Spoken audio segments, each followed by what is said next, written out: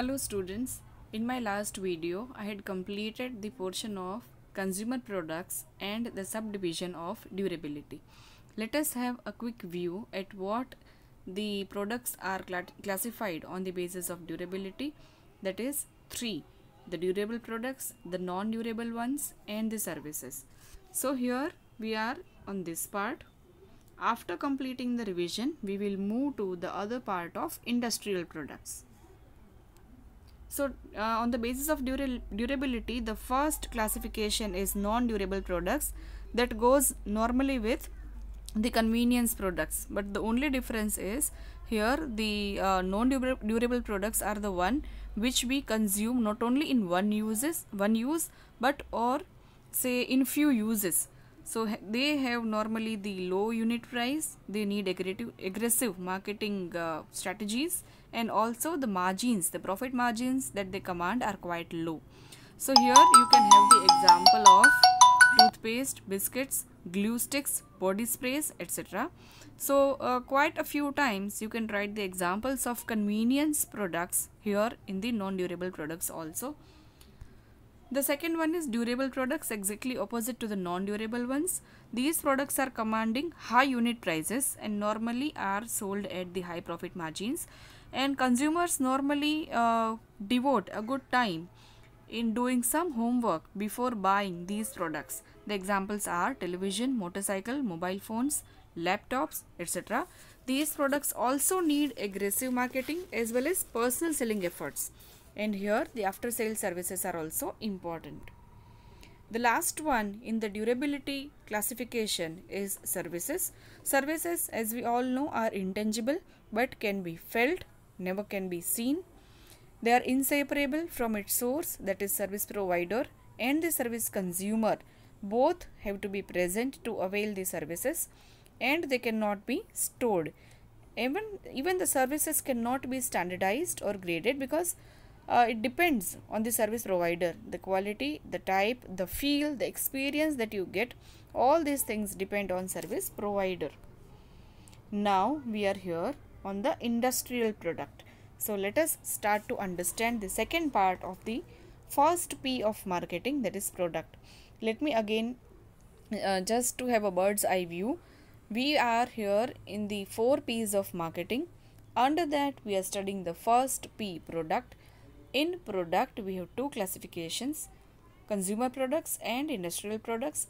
Under industrial products we have further two, durability and shopping efforts involved, while the second chart belongs to the industrial product. So here, because both the charts cannot be accommodated in one page, we are using separate pages to show them. But remember, they are both consumer and industrial are part of first P of marketing mix, that is product. So here it's about industrial products. It's in the same way that we had in consumers. We have three classifications: materials and parts, capital items, supplies and business services. So in the consumer also we had say two classification and three under both the ones. In product, in short, under the consumer title we had two subtopics, while in industrial we have three subtopics. Under 3 we have 2 in each, while here in 2 we have 3. So just remember in this way that in consumer we have 2 subtopics and 3 each, right? 3 each into these two, while in the industrial we have 3 topics and 2 subtopics under those 3. So it's exactly inverse. Here it is 2:3, while here it is 3:2, like this. So let us start to understand first the industrial products. Industrial products is mainly a B2B business. If you remember in Form 11 we had studied B2B, B2C, C2C commerce, right? B2B was business to business products. So here it goes with the industrial products also.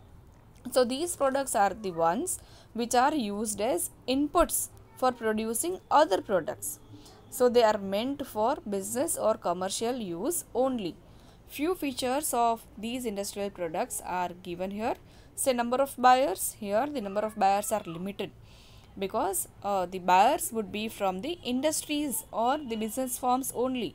You won't find any retail or any direct consumer buyers here. For example, sugarcane is purchased by producers of sugar. We want to be buying sugarcane in those quantities that a processor of sugarcane buys, right? So we won't be considered to be an actual buyer of sugarcane. And the ones who really buy sugar canes, say the processing houses, are quite limited in number, right? So we can say that sugar is consumed by crores of people in our country, but sugar cane becomes an industrial product and is bought by very few processors. The second is channel levels. Channel levels means intermediary in the process of say process that starts from manufacturer and ends to consumers. So in that the intermediaries are very less, because the direct buying happens, say in case of sugarcane, the buying by these farms may happen directly from the farmers. So there is no intermediary. So you can say here the channel levels is either 0 or 1 level. The third point is geographic concentration. It says that since certain industries are located at certain points or regions which are industrial in nature, so demand is also concentrated geographically. For instance, demand for power loom comes from Bombay, Sholapur, Bangalore, etc., where the textile industry is concentrated in our country. In the same way, sugar demand would be in Gujarat, say Mehsana region, because of many sugar mills located there. So the demand would be derived demand. See the fourth point, third point and the fourth point would go hand in hand. So geographic concentration means certain area from which the demand would arise because of the textile hub, or say because of any industry hub located in that region. So that region would be famous. For example, Sholapur is famous for shawls, right? Or Bangalore or Bombay, all are famous for handloom or powerloom products. So in those regions, the demand of cotton, the demand of threads, the demand of colors would be higher. So this leads to the fourth point, derived demand. So demand for industrial products is derived from the demand of consumer products. Say demand for leather will be derived from demand for shoes. So in the same way, whichever product commands the higher demand, the raw material of it and the other spares of it would also observe the same spike in the demand. So industrial products are normally dependent on consumer trends. That's what they try to say. That if consumer has a certain interest in XYZ type of goods, then that goods B2B demand would also be higher, and it's always there. Say the needs for tires of a truck would increase as soon as there is a good demand of trucks in the market. So these demands you cannot generate directly. So you cannot go to the market and say we want to sell tires, right? Nobody would buy tires, loose tires. But if the sale of cars, the sale of trucks, the sale of two-wheelers increase, then of course the manufacturers will have to produce more of these goods. Clear? So this is a derived demand and not a direct demand. Role of technical collaborations, considerations and specifications. Say here the industrial goods will are normally complex in nature, and also a specificity is required because these goods are to be used in the manufacturing process of some other goods. So here technical specifications would hold a good command because these products are not going to be used directly, rather would be consumed in some other process of some other products. Reciprocal buying sometimes. Now what is a reciprocation? Reciprocation is me giving you something and you giving to me the other thing. So some big companies from basic industries like oil, steel, rubber and medicines resort to the practice of reciprocal buying. So a very good example is written here. Ashok Leyland may buy tires and tubes from MRF, which in turn may buy trucks from Leyland, right? Because this company MRF would need trucks for transportation purpose, say transporting their tires.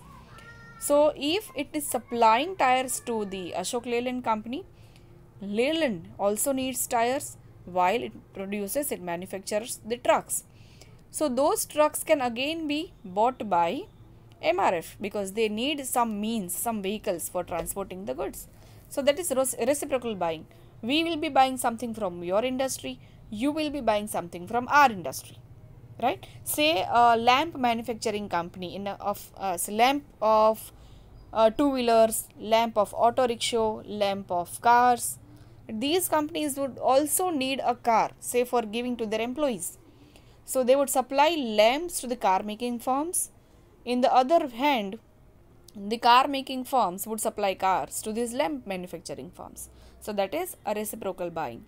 This would happen only in industrial productions. Leasing out, it means growing trend in the industrial product market is to lease out rather than to purchase the products on outright basis because of the heavy price of these products. It means rather to buy certain industrial goods, you may prefer to lease out, say leasing out of premises. Leasing out means taking something on rent for a longer period of time. So instead, say for example banks, instead of say buying premises for their ATMs, they might take those premises on lease terms. It means that small cabin of ATM may not be bought, may not be owned by the bank, but that premises can be on lease, can be on rent, which is for longer period of time, that is lease. So that would lead to cost savings for the banks, because that small premise won't be helpful to them in their future, bank's future, any point of time. So they just lease it out, they take it on rent for a longer period of time, so that they can cut on the cost of buying it outrightly. So that is known as again a B2B transaction, wherein instead of buying, you take something. Say machinery also can be bought on lease, right? So that is lease example here. The next one, in my next video, I'll be exclusively explaining the industrial goods, in which we would be starting with materials and parts. Say all the industrial items can be classified into three: material and parts, capital items, suppliers, and business services. So these three are very different from each other. While learning it, we would realize that although these goods we come across daily in our lives, but the classification would explain us how are they different from each other.